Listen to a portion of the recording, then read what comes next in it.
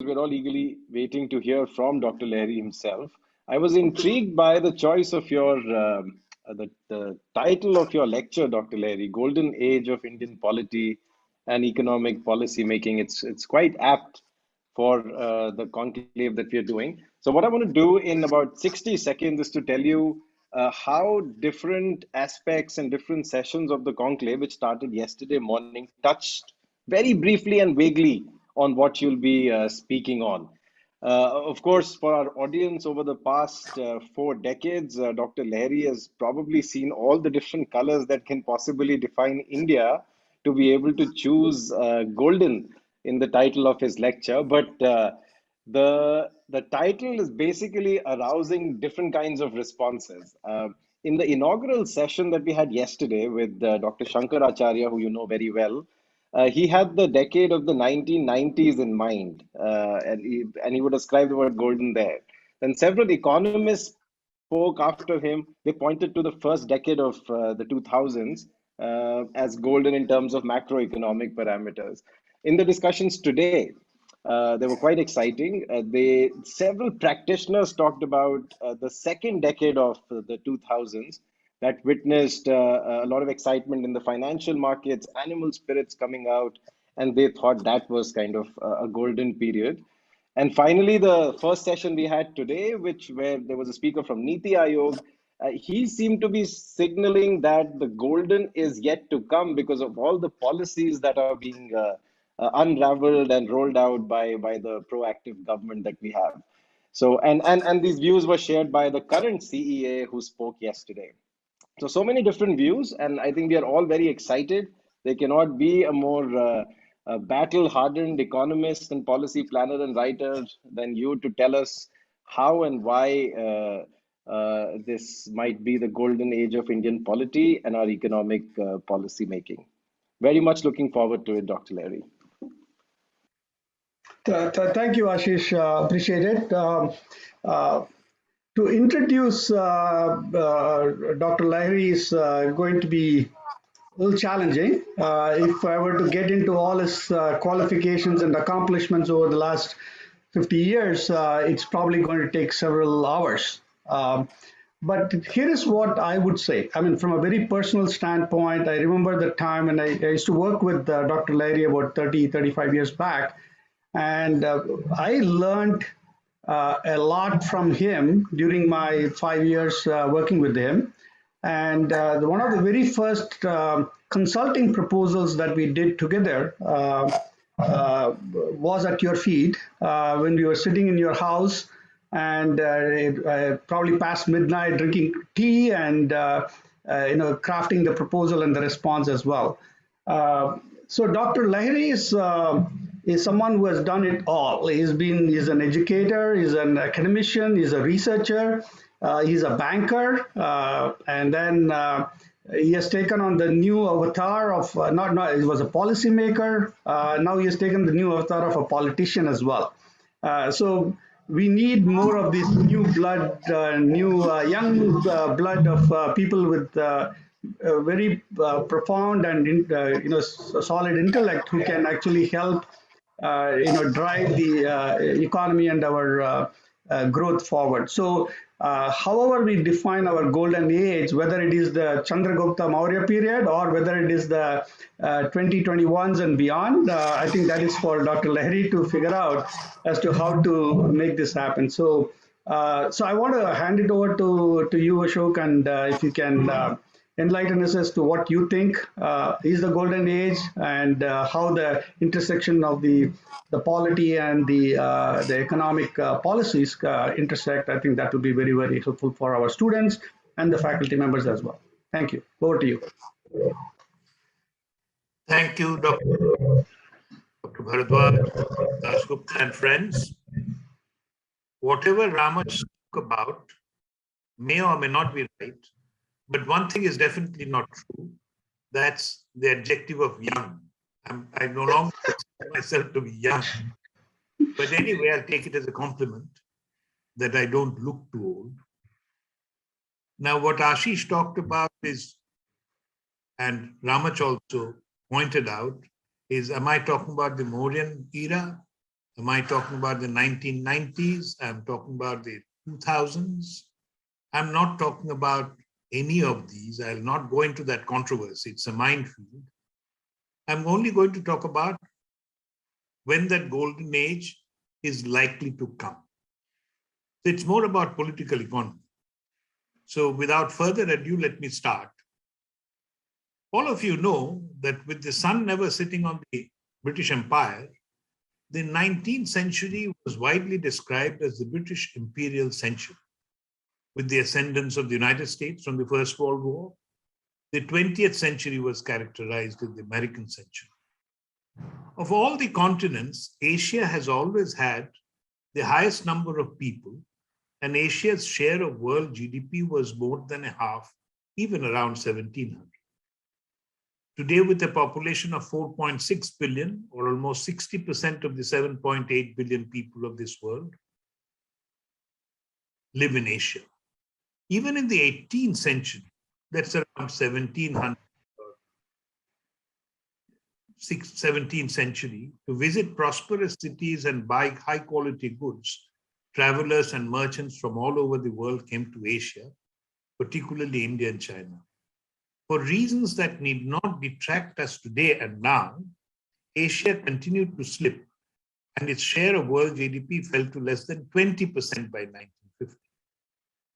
For over 300 years, the centuries have belonged to countries from Europe and North America. Asia was not in the foreground. Finally, the tides have turned, and now there appears to be wide agreement that we are in the Asian century. The Asian Development Bank, ADB, brought out its publication Asia 2050, Realizing the Asian Century in 2012. And in the same year, Australia published its Australia in the Asian Century. It's almost like Asia is reclaiming its past.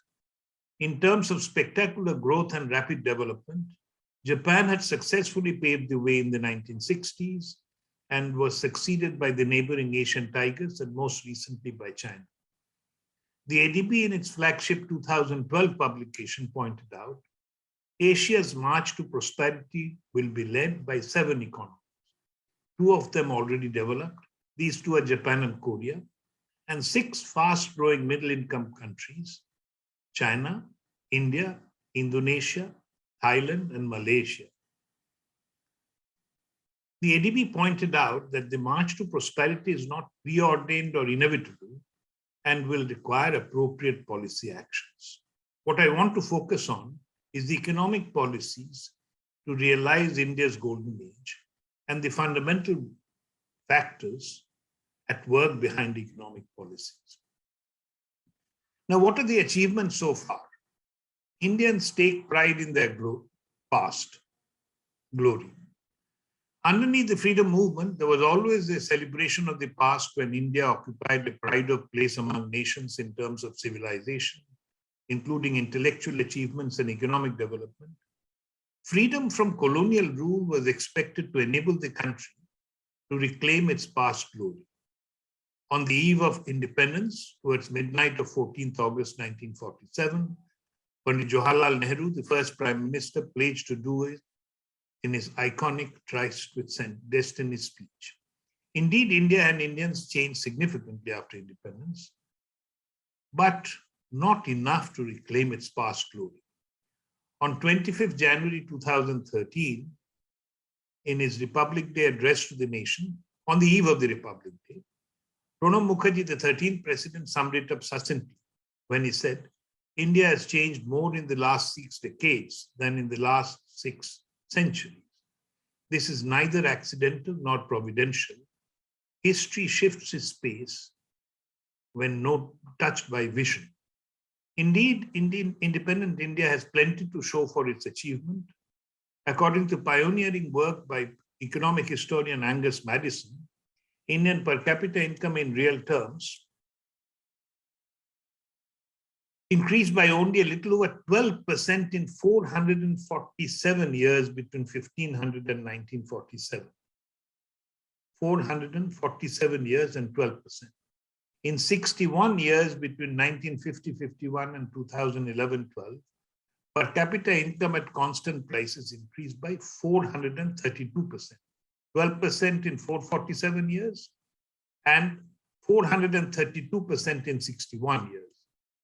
The midnight children, or babies born when India became independent, grew up in a country markedly different from the one that they lived in as adults. At constant 2004-5 prices, per capita income increased more than fivefold, from around 7,000 rupees in 50-51 to about 40,000 rupees in 2013-14. India's performance may have been good compared to its own past, but not good enough for reclaiming its past glory in the Committee of Nations. It was particularly disappointing when compared with some of its not so distant eastern neighbors. In the 1960s, relative to India, per capita GDP at constant 2010 US dollars for South Korea was only 2.8 times higher, whereas Singapore and Hong Kong's were 10 times higher and Japan's 26 times. The corresponding figures in 1990 were South Korea's 14.6 times.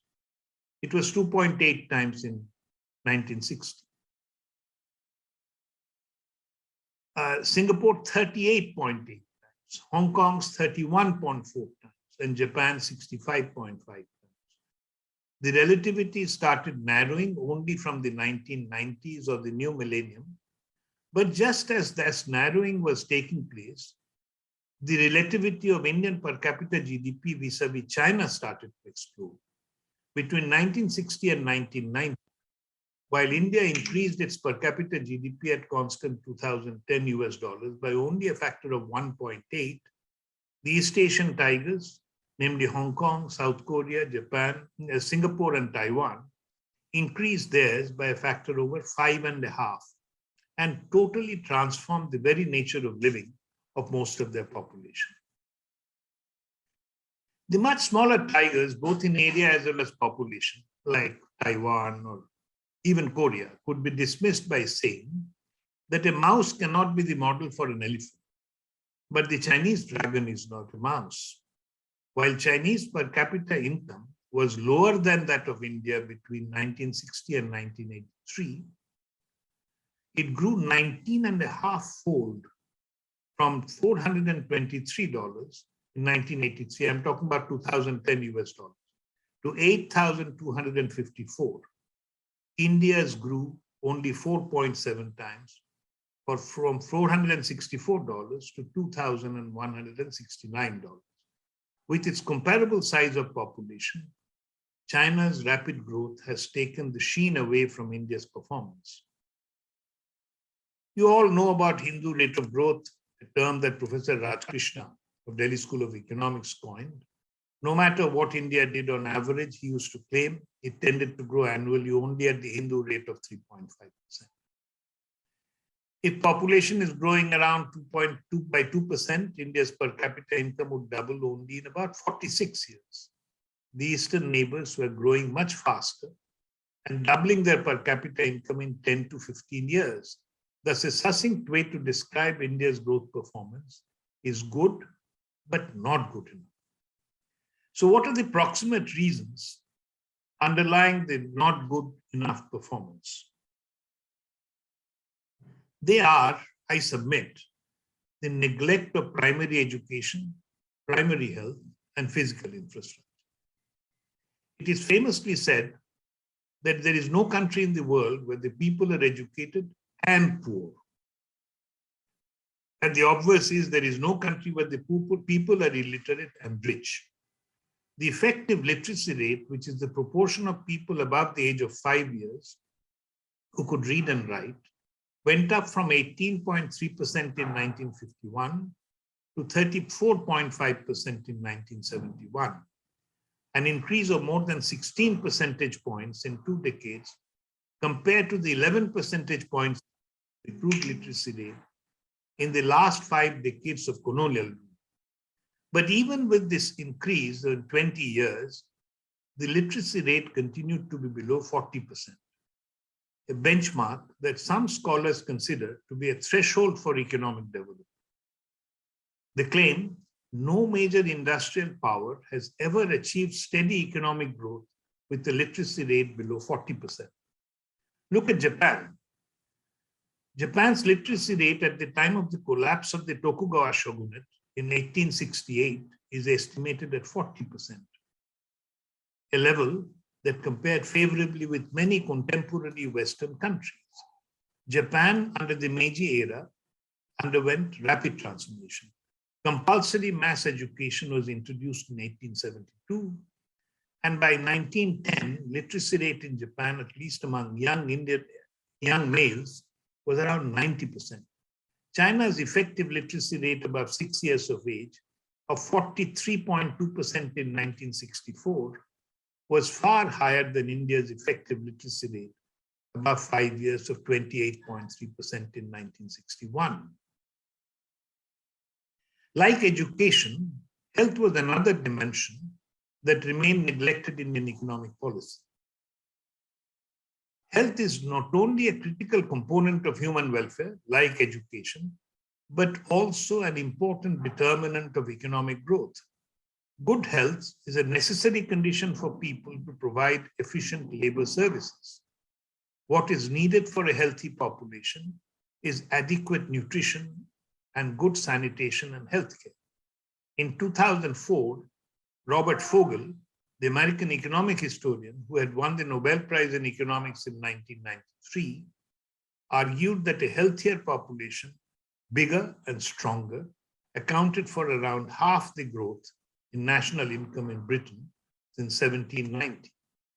A healthy person may be expected to live longer than an unhealthy one.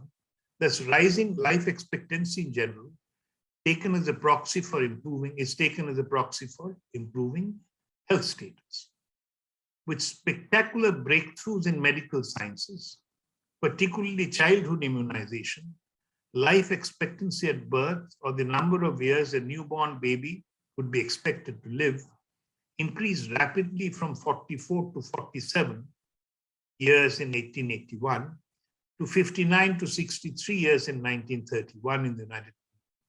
Unfortunately, in its Indian Empire, it fluctuated between 23 and 27 during the same reference period, with large changes in between because of famines and epidemics. I actually am amazed that in 1931, if I was born 20 years before when I did, I could have not expected to or live beyond 23 or 27 years. There was rapid increase of about 10 years in life expectancy in the first post-independence decade itself. By 1991, life expectancy at 57.9 years was more than double of about 27 years in 1931. The same magnitude of increase took more than 2.5 centuries in England and France. With mortality steadily declining through improvements in child immunization, medical care, sanitation, housing, and education, by 2010, the average Indian's life expectancy at around 67 years was twice that of 1951. Yet improvements are not rapid enough to match the progress in India's neighbors to the east. India's life expectancy at birth in 2010 fell short of the world average by about 4 years. So I've talked about education and health. Now let's come to physical infrastructure.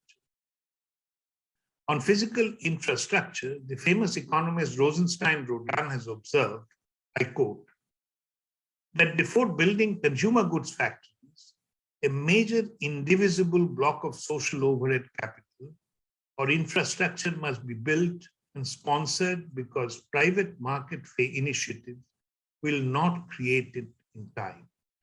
Low wages would have been a sufficient incentive to create a textile industry in India in the post-Napoleonic era, and not in Lancashire, England. Indian wages were 50 to 60% lower than low wages in England. There was no danger of currency manipulation or trade obstacles under British control. The prospect of building a textile mill in Bombay instead of Manchester or Coventry seemed most attractive. Further analysis revealed, however, that in order to build a factory, one would have to build a bridge or finish a road or a railway line or later an electric power station. Each of these elements in the so-called social overhead capital requires a minimum high quantum of investment which could serve, say, 50 factories, but would cost far too much for one. One cannot build a bridge small enough to allow only 100 crossings a day. The efficient minimum would be profitable for 50 factories, but not for one. The necessary minimum capital outlay outside of the textile mill would more than compensate for the advantage of cheap labor. Lower wages are not a sufficient incentive for investment. Under the British, the country was poor and the people suffered from ill health, low longevity and illiteracy because the colonial government spent little on social overheads such as health and education and on economic overheads or infrastructure such as roads, railways and irrigation. Almost no individual can provide any of these key services on their own. Supplying the overheads or facilitating their supply is an integral part of the government's responsibility. The framers of the Indian Constitution understood the importance of health and education, and under Article 45 stipulated that the education for all children until they attain the age of 14 would not only be free, but compulsory within a period of 10 years.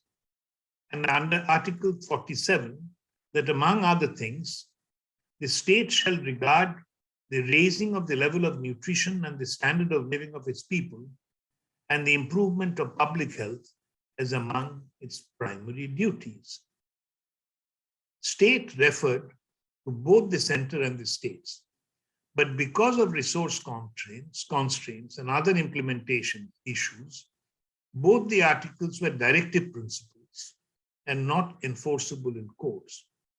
Independent India came out with its first national health policy only in 1983 and revised it in 2002 and 2017. Similarly, national education policy came in 1968 and was revised in 1986. The Sarva Shiksha Abhiyan, or Education for All campaign, to be jointly funded by the center and states, came in 2001, and right to free education up to 14 years of age came after passage of the 86th Constitution Amendment Act in December 2002. It came with a new Article 21A stating that the state shall provide free and compulsory education to all children of the age of 6 to 14 years in such a manner as the state may by law determine. But there is a slight difference between right to free education and compulsory free education. If there is a question, I can answer that. In the supply of physical infrastructure, independent India got stuck in a low infrastructure quality and subsidy trap. There can be vast differences across households in the quality of infrastructure, electricity and water supply, roads, education and health facilities between areas inhabited by the rich and the poor. Think of a place like Vasant Vihar and Shahad. For example, the more affluent areas typically have adequate supply of tap water in their homes, while the poor queue up early in the morning to collect a few buckets of water from the tap for common use, or pay exorbitantly high prices for the limited quantity of water that they buy from tankers supplied by the water mafia. The rich, with their expensive water purifiers at home, have learned to live with the poor quality and unsafe water, while the poor have learned to live with their digestive problems and waterborne disease, or else buy expensive bottled water from shops.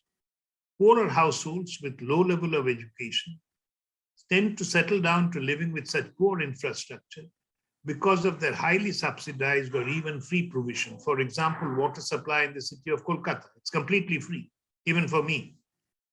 But productivity and growth suffer from the structural deficiencies. The story of endemic power shortages in India from the 1960s is too well known to repeat, Power could not be produced because the thermal plants did not have enough coal, and coal was not produced or transported because power was not there, and or their dues were not cleared by the power utilities. It was a story that has continued with ups and downs. At a fundamental level, the problem was that the state-owned power distribution companies were not levying or collecting appropriate charges from the consumers, mainly in the agricultural and the domestic segments. Even after the creation of the independent power regulators, both at the central and state levels, regulatory capture by popularly elected governments has not led to a resolution of the problem. To take another example, the passenger segment of Indian Railways, which is owned by the government, is a loss-making business with passenger fares not frequently revised. Around 2012, Indian Railways operated about 7,000 passenger trains and carried some 13 million passengers. While railway passenger fares were too low, railway freight rates were too high, not only to compete with the less efficient road transport, but also to result in high all-in cost of goods and reduced competitiveness. This was diametrically opposite of the policy in China, where passenger fares subsidized railway fares.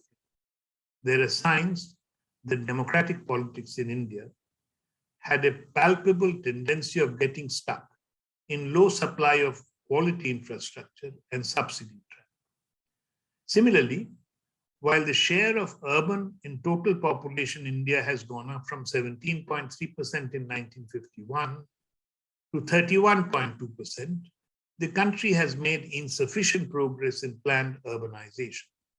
Failure in drawing up master plans and implementing them, raising and collecting enough property taxes and spending them wisely and efficiently to provide civic facilities have resulted in proliferation of slums and the rise of extensive peri-urban areas with miserable roads, sewage, and other civic amenities.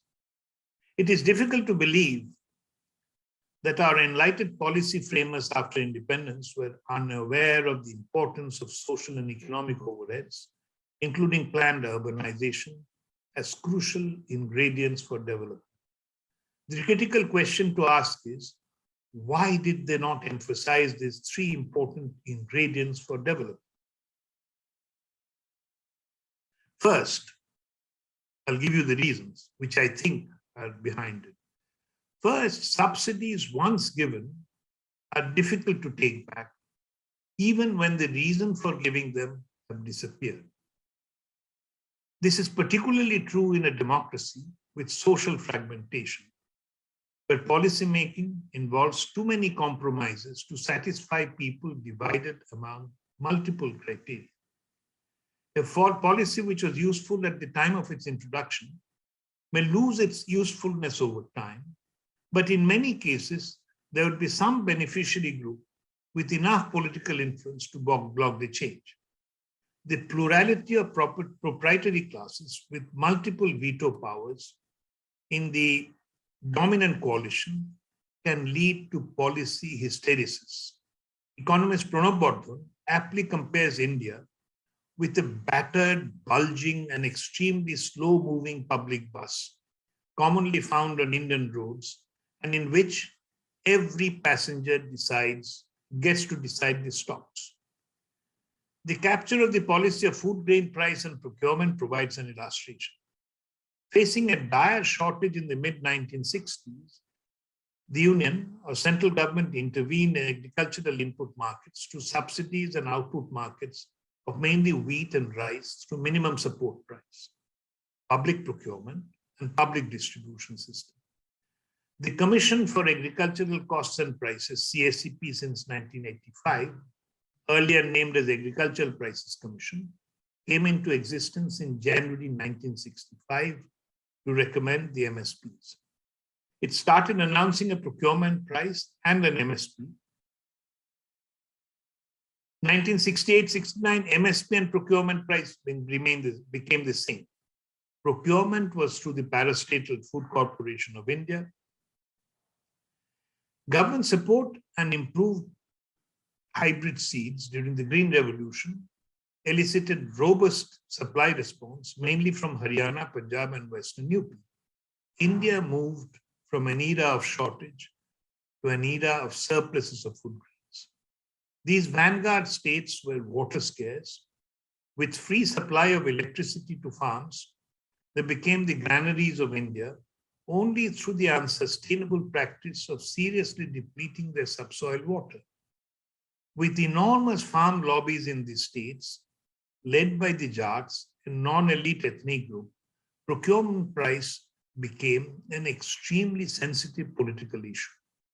Dharam Narayan, chairman of Agricultural Prices Commission during 1970 to 1975, described it well by saying, quote, "The procurement price is more politics than economics," unquote. Committees were appointed to go into the cost of cultivation and decide the procurement price. But the procurement price often was more than what was recommended by the committees. MSP determined without reference to demand conditions led to enormous surplus stocks of food grains, particularly wheat, which could be exported only with more subsidies. Furthermore, given that the farmers often had to sell their food grains to traders at prices lower than the MSP, even the decision as to where the FCI would carry out its procurement was politically determined. Rationalization of agricultural policy became a hostage to the farm lobby in the northern states.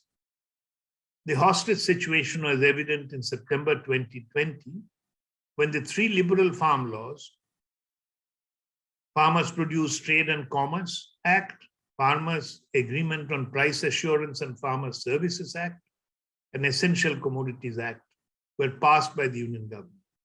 Farmers, mainly belonging to Haryana, Madhya Pradesh, Punjab, Rajasthan, and Western UP, organized a Bharat Bandh on 25th September 2020 and intensified their agitation thereafter. Afraid of any change in the cozy arrangement of public procurement at designated mandis under APMC Act at MSP, in October 2020, the northern states of Punjab, Chhattisgarh, and Rajasthan tabled bills in their respective legislative assemblies to counter and amend the union's three farm laws. The agitating farmers' attempts to march to Delhi were stopped in different highways by the police. I will not go into the politics of it. It has become almost like a stalemate. I hope it's cleared up. Second, we are talking about why there was not more emphasis on education, health, and physical infrastructure. The second reason is the seductive appeal of Garibi Hatao, or abolish poverty here and now. Poverty on such a large scale cannot be removed by doles or subsidies. It can be removed on a sustained basis only by providing better education and health facilities and better physical infrastructure such as rural roads to improve the poor's earning capacity. Providing handouts for immediate succor may win votes for some time, but they will not remove poverty on a sustained basis. And hence, it will tend to increase over time. When poverty will increase, you will need to pay even more subsidies. The fiscal unsustainability of the subsidies continuing inevitably leads to a government out of control. They flop. And when they do, they fail to fetch the votes. Third reason, while mounting subsidies from premature welfarism eat up fiscal space, mobilizing tax revenues does not endear the government to the taxpayers. Increasing the exemption of personal income tax, or reducing the income tax rate for a particular income slab, or granting an exemption to a commodity from, or reducing the rate of excise or customs duty on it, can always be justified as an incentive for promoting a particular sector or giving a fiscal stimulus. A tax cut or exemption invites much less scrutiny than an increase in expenditure and often benefits a very selected group of beneficiaries. Tax cuts are naturally very attractive to politicians. So, what are the fundamental factors behind these proximate reasons? At a fundamental level, the root of the lack of emphasis on collecting enough revenue and spending enough on and implementing schemes of social and physical infrastructure is the compulsion of democratic politics. In a democracy, politicians have to please the people to mobilize the votes and win elections. Is it just a coincidence that all the successful countries to our east were, and some are still, authoritarian countries? Did India adopt democracy prematurely? And the question is, has democratic politics in India harmed the cause of development by creating adverse incentives to pursue wrong policies? I'll argue no. It's temporary. First and foremost, it is important to remember that after independence, what India got was only their state. A state is a defined territory and permanent population under their own sovereign or supreme authority, duly recognized by other states. It is different from a nation. The Indian nation can be taken to mean people who, amidst their bewildering diversity, share a unity and sufficient commonality of interests, goals, and preferences to transcend their social fragmentation and not to wish to separate from each other as Indians. The state and nation support each other, but the nation had to be built or reinforced. Now, mind you, India had linguistic differences, religious differences, caste differences, regional differences. But the nation had to be built or reinforced. Fortunately, India was not the first in having to embark on nation building. Nation building in the 18th and 19th centuries played an important role in the emergence of many established European nations of today. For example, after the Norman invasion of 1066, the British nation emerged only in stages with the English conquest of Wales in the 13th century and the formal union of England and Wales with Scotland in 1707. From the French Revolution and throughout the 19th century, there were concerted attempts to form French citizens.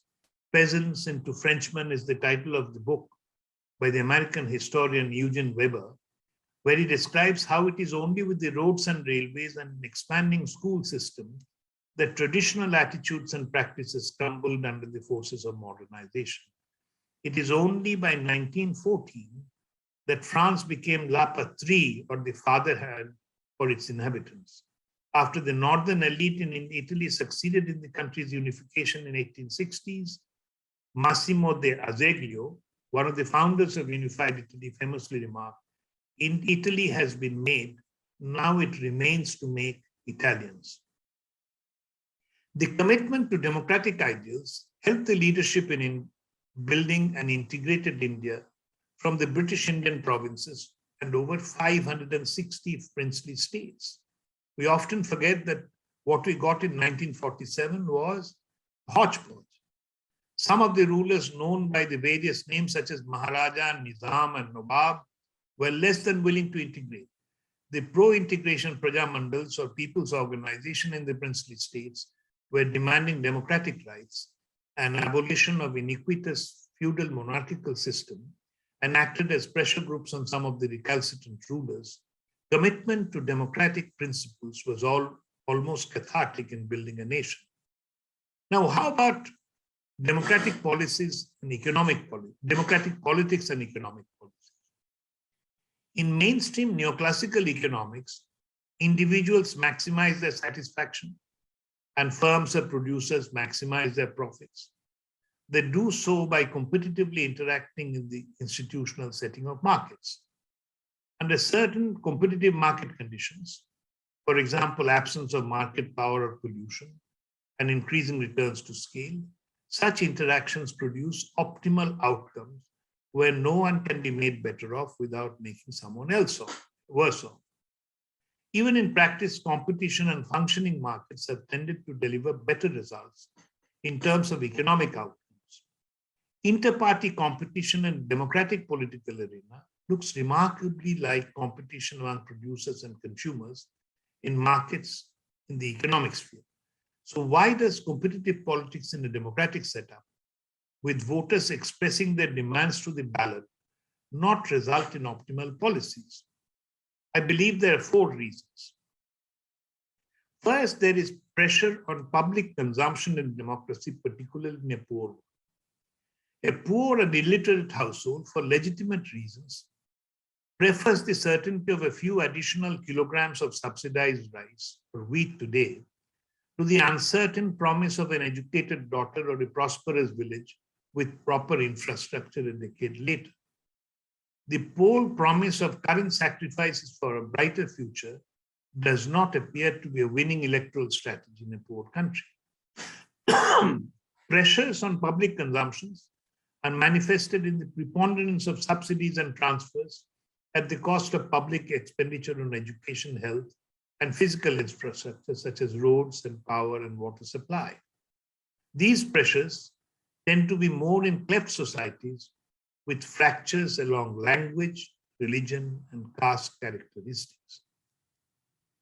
Second, there is the tension between property rights and democracy with universal adult suffrage. Property rights are essential for incentives to work hard, save, invest, and innovate. The poor with insufficient income and no wealth are a majority in a developing country. Under universal democracy, the majority can threaten property and even confiscate. While this tension was uppermost in the minds of economists such as David Ricardo and Karl Marx in the 19th century, experience of the second half of the 20th century, particularly India, demonstrates how several democratic countries have succeeded in safeguarding property rights, partly through constitutional provisions. Indeed, the threat was realized in India soon after independence in the context of land reforms and contained within reasonable limits because of constitutional safeguards. Paradoxically, from the beginning of the 21st century, it is not so much the disregard of property rights, but extreme sensitivity about compulsory acquisition of land for infrastructure in industry that seem to have held up economic development. I do not understand how actually the fear was the opposite, that rich people's land will be acquired. Now, what is holding up is that the poor people's land will be taken over for infrastructure. Third, the reason why democratic politics can hold up development, dictators do not have to expend their time and energy to carry the people along by building up, if not a consensus, at least the support of a majority. Thus, a non-democratic regime under a benevolent and enlightened dictator can, in principle, devote more time to the business of government and produce better outcomes than a democracy. Fourth, narrow sectarian divisions may lead to identity politics. That I don't have to elaborate. We have had a lot of identity politics in India, where the saying was that we vote our caste and do not cast our votes. It's a tendency of people sharing a racial, religious, ethnic, social, or cultural identity to form exclusive political alliances instead of engaging in traditional broad-based party politics. Divisive identity politics can dampen the pursuit of reforms and hinder development in a democracy with low levels of socio-economic development, as it may indeed have done in democratic India in the initial decades. Mind you, initial decades, I would like to emphasize, because I'll later argue very cryptically that identity politics is losing its salience. People have a tendency to blame politicians when things don't work, but as I always tell people, you get the politicians you deserve. This is not my word. This former US President Barack Obama, who told Italians in May 2017 that you get the politicians you deserve. Politicians and their parties are groups who aspire to capture positions of governance, secure, organized control over the state and play an integral part in how policies evolve. But they're not lone rangers or free agents. They must carry the people along with them. The policies they pursue in a fundamental way reflect a lot of what people want. In free and fair elections, it is the people only who elect the leaders who rule. So did India prematurely go for democracy that many believed was a luxury a poor country with widespread illiteracy could ill afford?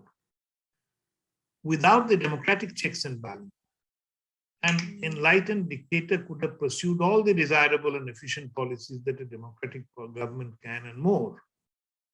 Dictators do not have to expend their time and energy to carry the people along by building up, if not a consensus, at least the support of a majority. Thus, a non-democratic regime under a benevolent and enlightened dictator can, in principle, produce better outcomes than a democracy. It is analogous to central planning with perfect information, where under an efficient government, production is better outcomes. Outcomes are better than what markets can produce in theory. Just as perfect information and an efficient government is hard to come by in a centrally planned economy, so are benevolent dictators with enlightened self-interest under authoritarian regimes. China and East Asian tigers perhaps were exceptions rather than the rule.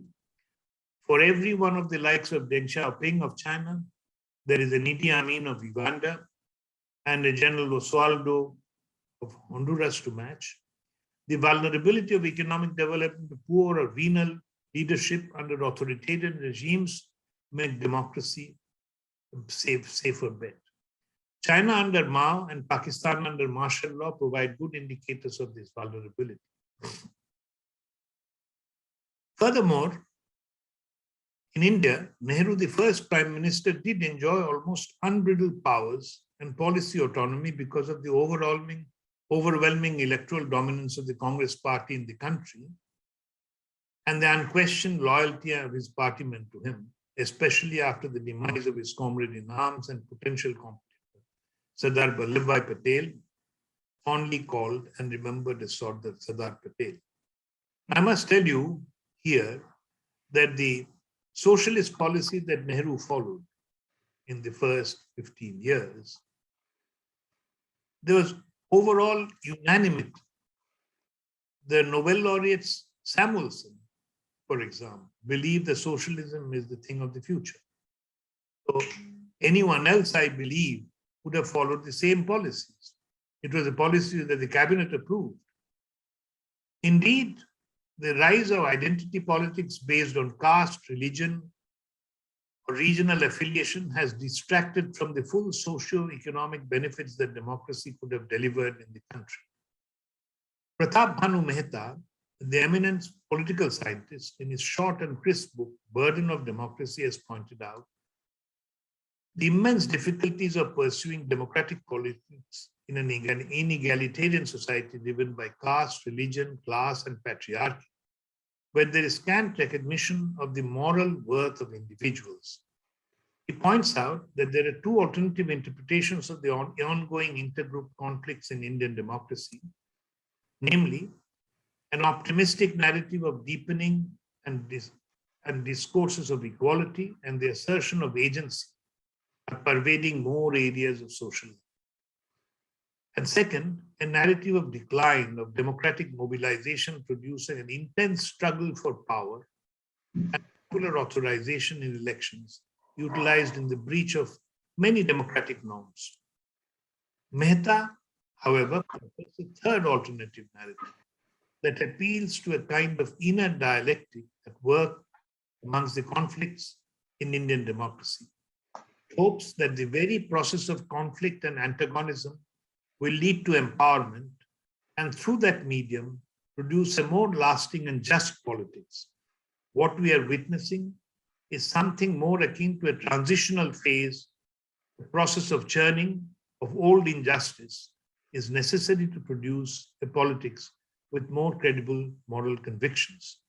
Whether or not this claim is credible, only time will tell, unquote. Dr. Lahiri, sorry to interrupt. It's captivating. If you can just wrap it up. There's a lot of questions coming through. So yeah. I'll argue that as the country develops, Indians are changing and the social cleavages of language and caste are narrowing down. As Indians develop, they're demanding more and more enlightened policies. For example, Bijli, Sadak, Pani, education and health. Politicians do not win elections to formulate policies, but formulate policies to win elections. With changing Indians, the policies pursued will change, and the golden age of Indian polity and economic policies will start unfolding. Thank you. Thank you very much, Dr. Lahiri. This is, I think we could continue to listen to you. I think it's hopefully the book that you're planning will come out soon, and we'll get a entirety of it, what you are trying to convey. So there are a number of questions that have come across from students and other faculty members as well. I'll just open it up with the first question here. So we started the conversation with looking at the golden age, and while you had very eloquently argued about why the democratic form of government is still the valid way to do it, and what we would really like to hear from you is what is coming in the future, right? We talked about the education and the health and infrastructure. Where do you see this happening from a future standpoint? Given that you are a politician, you are an economist, you are an educator, you are a public policy maker as well. So where do you see this confluence and road ahead in terms of addressing these three fundamental issues?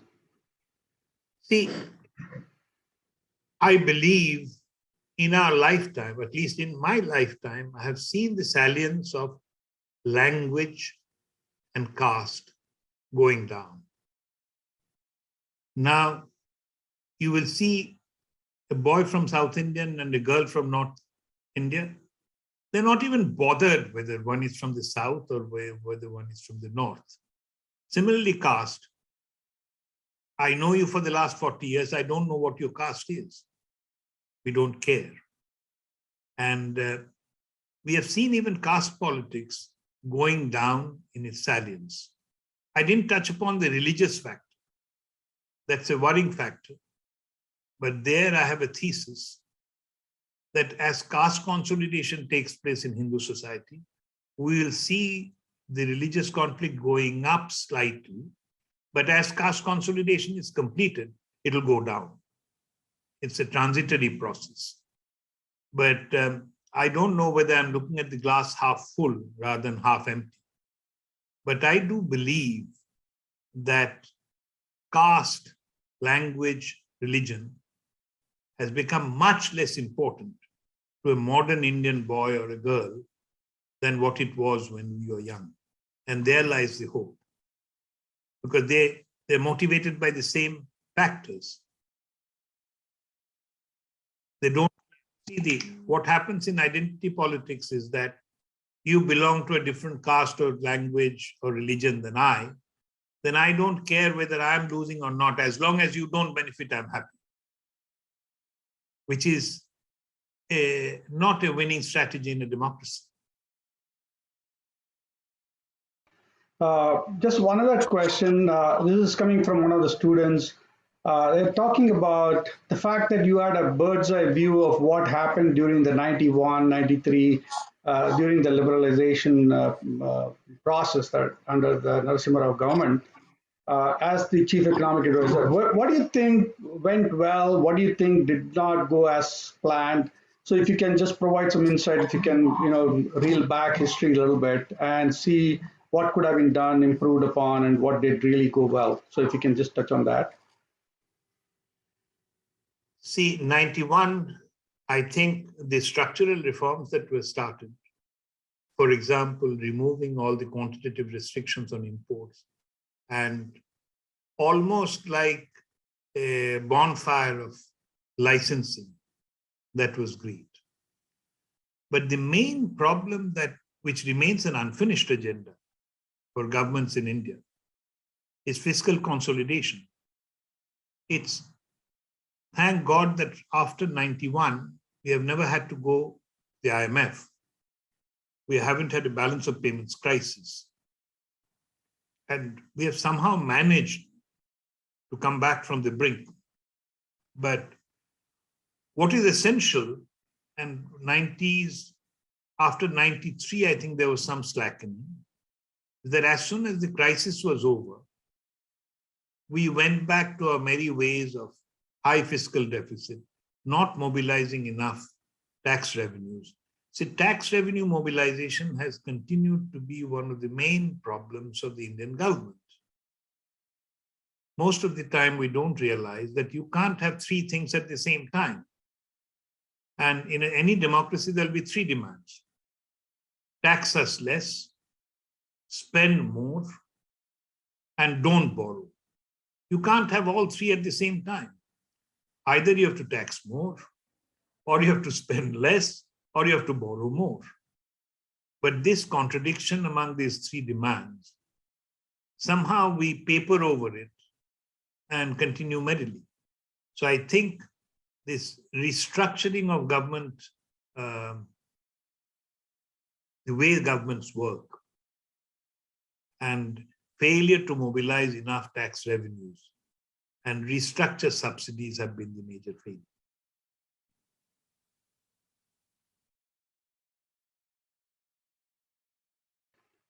I know that we have a whole host of other questions that are piling in, but I think we have to schedule another separate session, a longer session. So, like we discussed before, we would really love to have you in the campus. You mentioned about Professor Sudarshan being here, and so it'll give you a lot of impetus for you to visit us and participate in a larger discussion as well. I also would like to quickly introduce our Vice Chancellor, Professor Rajkumar. So if you, Professor Rajkumar, if you wanted to quickly, hi, Ram. Hi there. If you wanted to, say a few words, and then we want to wrap up this session because we also see Honorable Minister PTR Palnivel Tyagarajan here as well. So, hello, vanakkam Mr. Tyagarajan, எப்படி இருக்கீங்க? என் பேர் Rajkumar. I'm the Vice Chancellor of Jindal Global University. உங்களை பத்தி ரொம்ப கேட்டிருக்கேன். It's such a pleasure to see you, and thank you very much for accepting our invitation. Yeah. So, Dr. Lahiri, again, Professor Raj, if you wanted to say a few words to Dr. Lahiri as well, he has been. Thank you, Dr. Lahiri. I heard the last bit of your presentation. It was very good, and thank you so much for being part of this program. Thank you, Ramesh. Thank you, Professor Rajkumar. Thank you for inviting me. Thank you. Bye.